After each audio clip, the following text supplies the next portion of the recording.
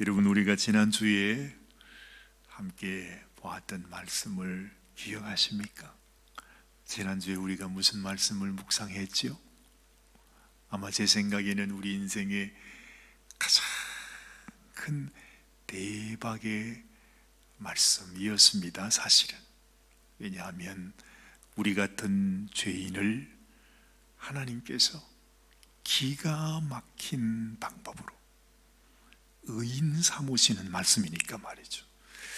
우리가 그 말씀을 분명히 묵상했는데, 분명히 읽고 그 말씀을 분명히 우리 마음에 기억했는데, 그 말씀 속에 있는 정말 송이꿀보다 더 단 그 말씀의 은혜를 내 심령에 평생 간직하지 못하면 정말로 하나님이 우리에게 부어주신 이 대박을 그냥 쏟아버리고 사는 것이 되고 마는 것입니다.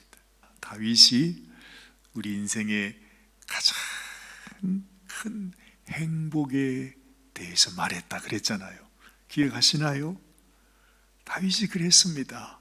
그래서 그것을 사도 바울이 기억을 하고, 이야, 그렇구나, 이건 절대로 잊을 수가 없는 것이구나. 아주 사도 바울의 심령 속에 못이 박혀가지고 그것이 바로 로마서 성경의 가장 아주 그 말씀을 든든히 붙잡는, 이 배를 멈추게 하고 배를 고정시키는 걸 다시라 그래요, 도시라 그래요?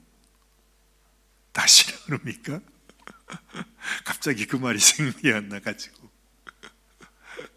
그래요, 다윗이 그런 말을 합니다. 그렇죠? 하나님께서 우리가 받는 행복, 가장 귀한 행복은 내 불법, 내 죄악, 내 허물을 사함받는 것, 그렇죠? 그리고 우리의 이 죄악을 가리우심을 받는 것. 이야, 여러분 대단하잖아요. 여러분 보세요. 이 시계를 이렇게 봐도 보면 지금도 변함없이 아주, 이거는 뭐 여측 없습니다. 끊임없이 아마 내가 죽을 때까지 이 시계 초침은 계속 돌아갈 겁니다. 이것과 똑같이 사실은 하나님의 눈에 우리 인생은 쉴 새 없이 끊임없이 죄를 지으며 삽니다. 아이고, 사관님 무슨 말씀입니까? 제가 하루에 그저 한두 번 정도는 몰라도 내가 쉴 새 없이 죄 짓고 살지 않습니다. 아마 그렇게 말씀을 하시고 싶겠지만, 그러나 어쩔 수 없어요. 우리 인생이, 하나님께서 우리 인생을 보시는 우리의 모습은 그야말로 죄의 덩어리입니다. 어찌 보면 단 하나의 흰 점도 없습니다. 새까만 죄의 덩어리입니다. 오죽 했으면 사도 바울이 열린 무덤이라고 그러겠어요. 그 썩어서 완전히 그냥 형체조차 없는 아주 썩어 문드러진 그 속에서 아주 구더기가 헤아릴 수 없을 정도로 버글버글하는 바로 그 모습이 사실은 우리의 모습인 것이죠. 근데 우리는 그렇게 정말 소망 없는 인생으로 지금도 죄를 짓고 있는데, 하나님께서 죄를 어떻게 하신다고요? 가리워 주신다는 거죠. 우리 죄가 멈췄다는 얘기 아닙니다. 지금도 우리는 죄악 가운데 살고 있어요. 근데 하나님이 그 죄를 가리셨어요. 그럼 하나님이 이걸 볼 수 있나요, 없나요? 하나님도 보실 수가 없습니다. 아니, 하나님은 그렇게 표현했어요. 그 표현도 너무 약해서 내가 너의 죄를 기억도 하지 않는다, 그러셨단 말이죠. 놀랍지 않아요? 야, 가리워주는 것만 해도 와, 엄청난데 기억도 안 하신대요, 글쎄. 근데 그것도 말이 부족해. 하나님이 우리가 죄인인 것을 인정도 안 하신답니다. 누가 너를 죄인이라고 말하느냐? 하나님께서 아주 분노하십니다. 아니, 내 아들을 죄인이라고 누가 이렇게 말씀하실 정도로 하나님이 우리 죄를 인정 안 한답니다. 그래서 로마서 8장 1절 말씀이 그러잖아요. 그러므로 이제 그리스도 예수 안에 있는 자에게는 결단코 중죄함이 없답니다. 죄를 정하는 게 없단 말이에요. 그 말이 무슨 말입니까? 내게는 홀이 만한 죄도 없다 이 말입니다. 그 말은 무슨 말입니까? 너는 하나님의 은혜로 인하여 의인이 되었다는 거죠. 그래서 우리가 천국 갈 수 있는 것이죠. 만약 내가 죄인이라면 정말로 죽었다 깨나도 우리는 천국 문 앞에 갈 수 없습니다. 아담과 하와가 하나님 주신 말씀 그 하나를 어긴 것 때문에 천국에서 쫓겨났는데, 우리가 감히 하늘나라 천국에 들어가면서 내 심령 속에 죄가 허리만큼도 있으면 천국 가는 거 생각도 할 수 없습니다. 너무 엄청난 말씀이 이어서 감히 우리는 그 생각을 못합니다. 이런 말씀을 전해드리면 대부분의 사람들은 잘 믿지 못합니다. 아니, 사관님이 지금 도대체 무슨 얘기를 하시는 거야? 도대체 무슨 구름 잡는 얘기를, 말도 안 되는 얘기를 하고 있다고 아마 그렇게 생각할지 모릅니다. 사도 바울이 살던 당시에 그때에도 많은 사람들이 이 사도 바울이 이 말씀을 전할 때, 복음은 이런 것입니다 라고 전할 때 그 백성들은 사도 바울의 말을 믿지 못했습니다. 그러면서 사도 바울을 향해서 오히려 책망합니다. 하나님의 복음을 전한다고 하면서 오히려 죄를 지으라고 말한다고 그렇게 오해하죠. 지금도 그렇습니다. 우리가 복음을 전하면, 아니 그러면 하나님께서 우리 죄를 다 사하시고 가리우시고 인정도 안 하시면 이제 마음대로 죄 지어도 되겠네? 그게 말이 되냐고 말이에요. 근데 생각해 보면 참 어리석은 질문입니다. 그런 생각할 수 없습니다. 여러분, 우리가 하나님께 은혜 받은 자가 되면, 야, 주님이 나의 죄를 용서하시기 위해서 주님께서, 그 하나님의 아들이신 우리 주님, 죄 없는 그 주님께서 나의 죄를 담당하시기 위해서, 나를 죄에서 건져내기 위해서 예수님이 나를 위해 죽으셨다. 이게 말이 됩니까? 말이 안 되는 얘기입니다. 근데 예수님은 그렇게 하셨습니다. 왜요? 우리 가운데 있는 모든 죄를 다 주님께서 사시기 위해서 그렇게 하신 것입니다. 자, 어쨌든 그 얘기를 하자면 한이 없으니까요, 다시 다윗을 생각해 보시길 바랍니다. 사도 바울이 무엇을 말하기를 원하는지를 생각해 보시기를 바랍니다. 그것은 이것입니다. 우리를 향하여 하나님이 부으신 은혜가 얼마나 크냐는 것입니다. 그래서 다윗은 이것을 은혜라 말한다 그러잖아요. 일을 하고 내가 보수를 받는 것은 그걸 싹시라고 그러는데, 일을 하지 아니할지라도 일하지 아니한 나를, 의롭지 아니하는 나를 너는 의롭다고 말씀하시는 하나님의 그 말씀, 그 은혜, 그 사랑을 믿는 그 믿음을 하나님께서 의로 여기신다 그러셨단 말이죠. 우리가 그 하나님의 사랑을 내 마음속에 알고, 그렇구나, 주님이 나를 위하여 이처럼 나를 사랑해 주셨구나 하는 것을 알면 내 마음속에, 야, 이제 제 사함 받았으니까 이제 좀 제 마음대로 짓자 하나님이 인정도 안 해주신다는데 그런 생각을 할 수 있겠습니까? 어불성설입니다. 만에 하나라도 어떤 사람이 그런 생각을 했다고 한다면 그 사람은 예수님을 믿는 사람인가요? 아닌가요? 그 사람은 예수님을 믿는 사람이 아닙니다. 하나님을 믿는 사람이 아닙니다.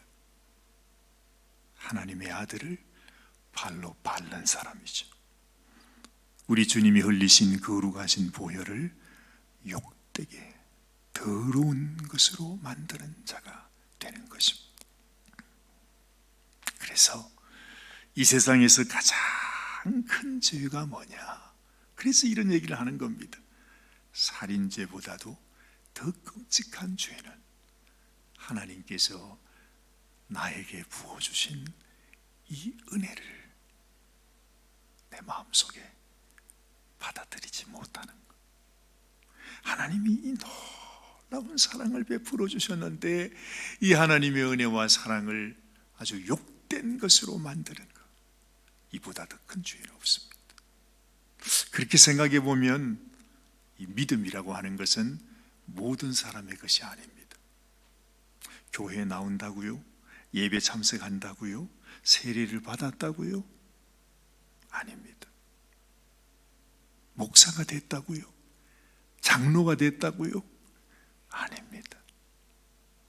주님이 보실 때 우리 마음속에 주님을 진실로 사랑하는 사랑이 내게 있어야 그 사람이 믿는 사람입니다.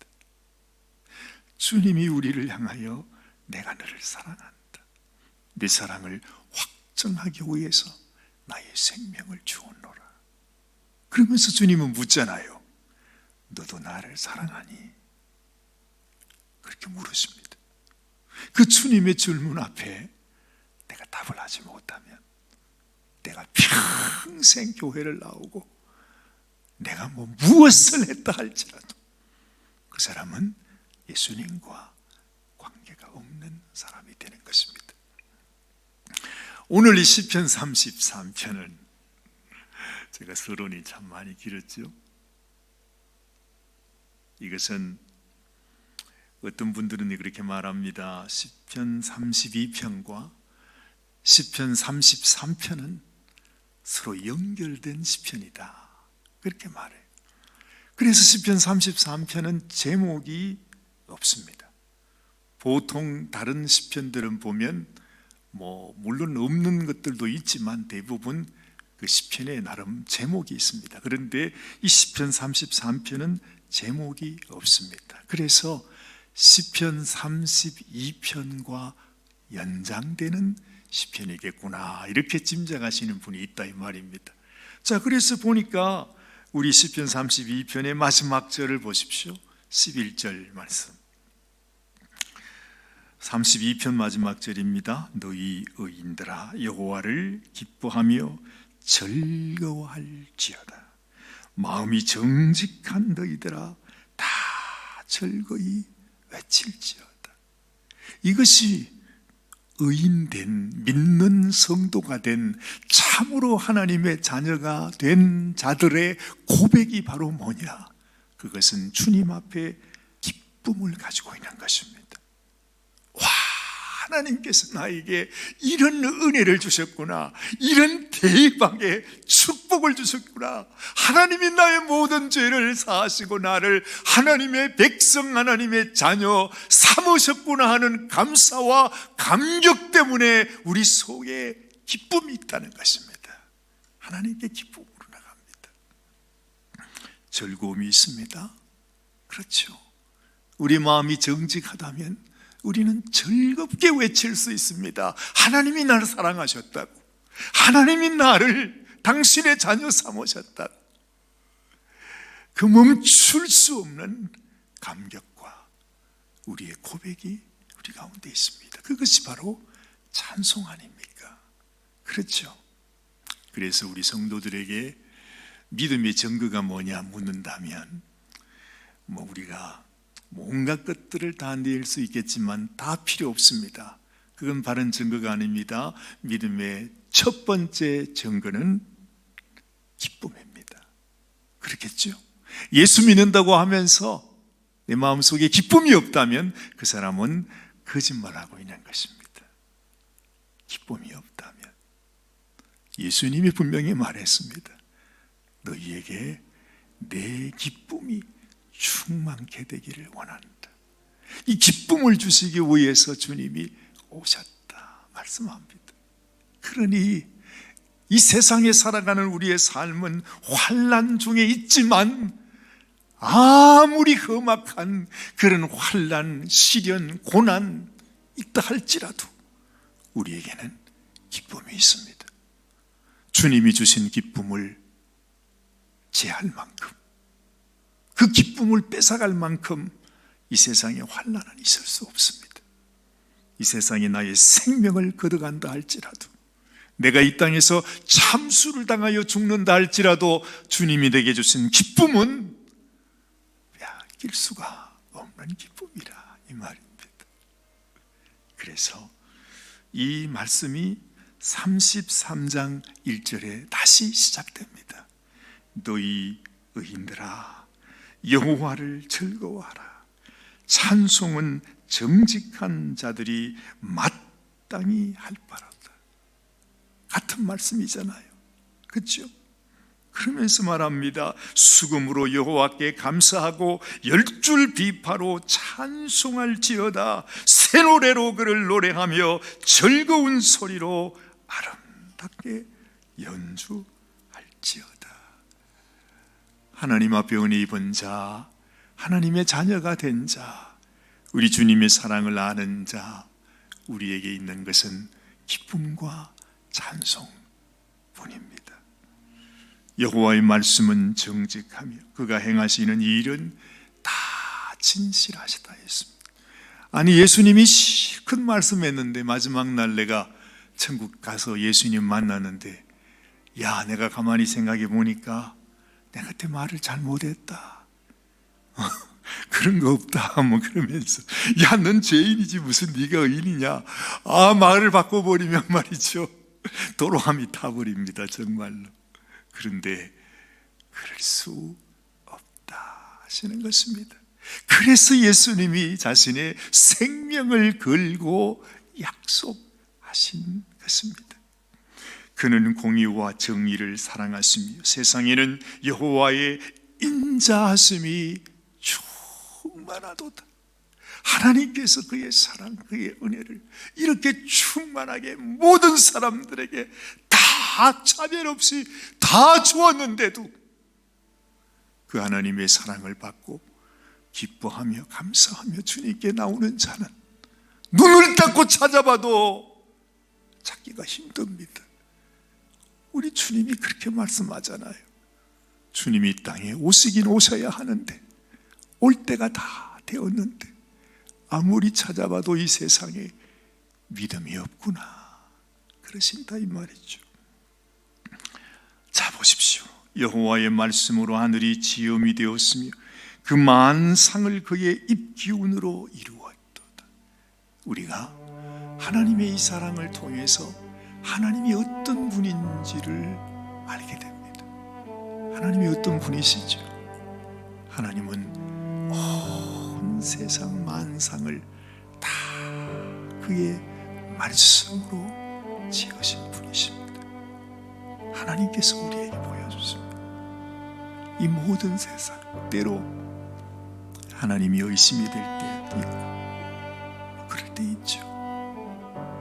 가끔 말이죠, 우리가 왜 마음이 좀 답답하고 힘들고 하면 바닷가를 나가보는데 가끔 바다에 가서 그 바람에 밀려오는 파도를 보고 그 파도가 밀려와서는 그 절벽 바위에 부딪혀 깨어지는 그 모습을 보면, 그리고 말이죠, 그 바다 물소리, 그 파도 소리, 확 들려오는 그 소리를 들으면 정말로 아주 그냥 오근이 저립니다.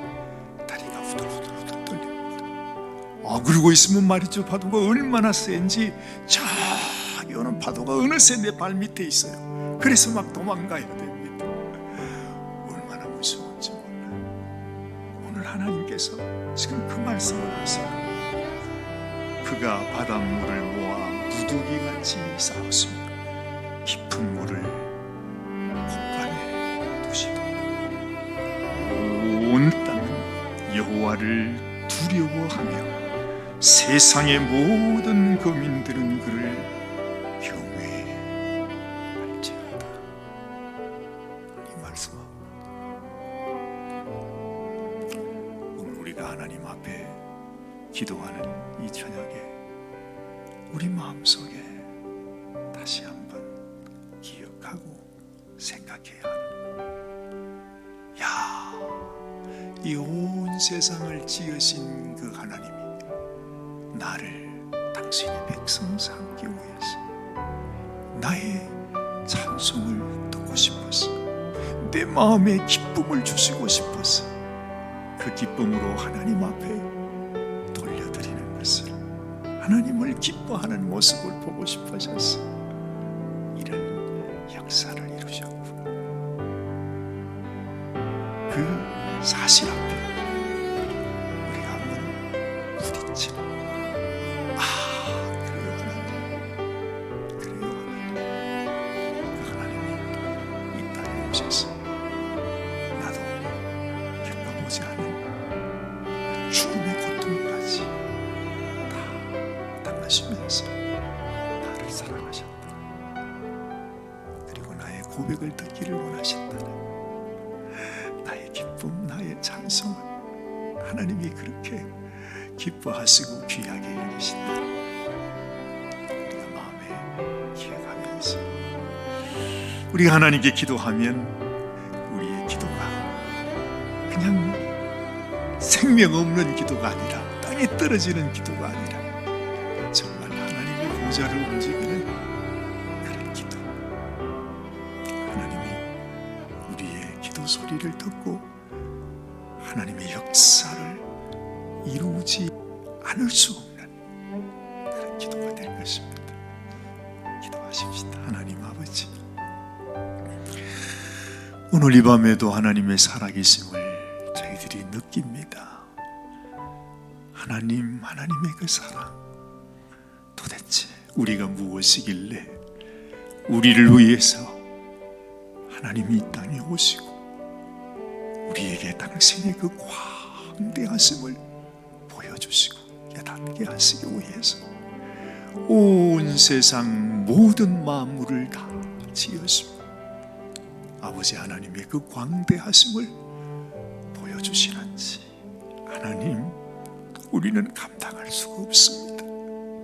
우리가 무엇으로 하나님의 그 사랑, 그 은혜, 하나님이 우리를 사랑하시는 그 사랑을 우리가 어떻게 표현할 수가 있겠습니까? 우리는 그저 하나님의 그 인자하심을 믿을 뿐입니다. 그저 하나님께 나갈 뿐입니다. 우리가 아무것도 할 수 있는 것은 없습니다. 하나님이 세상 권세, 이 세상의 어떤 것도 우리 인생을 지켜줄 것 없고, 우리를 지켜줄 세상 권세도 말의 권세도 어떤 것도 없습니다. 하나님이 우리를 붙들어주지 아니하시면, 하나님이 우리를 받아주지 아니하시면 우리는 그야말로 바람을 잡는 것과 같고 아침 안개와 같고 진토와 같은 것이 우리 인생입니다. 하나님, 우리에게 부어주신 주님의 그 은혜와 사랑을 우리 마음 깊이 새기면서 하나님께 합당한 감사와 영광을 올려드리는 저희들이 되게 하여 주시옵소서. 오늘 이 밤에도 하나님께 기도하는 당신의 종들 하나님 기억하시고, 아버지 하나님의 놀라운 그 은혜, 그 놀라운 역사, 주님, 우리의 기도가 현실이 되어지고 기도를 통해서 하나님의 놀라운 기적을 체험하는 귀한 은혜를 허락하여 주옵소서. 우리 주님 예수님의 귀하신 이름으로 간절히 기도합니다.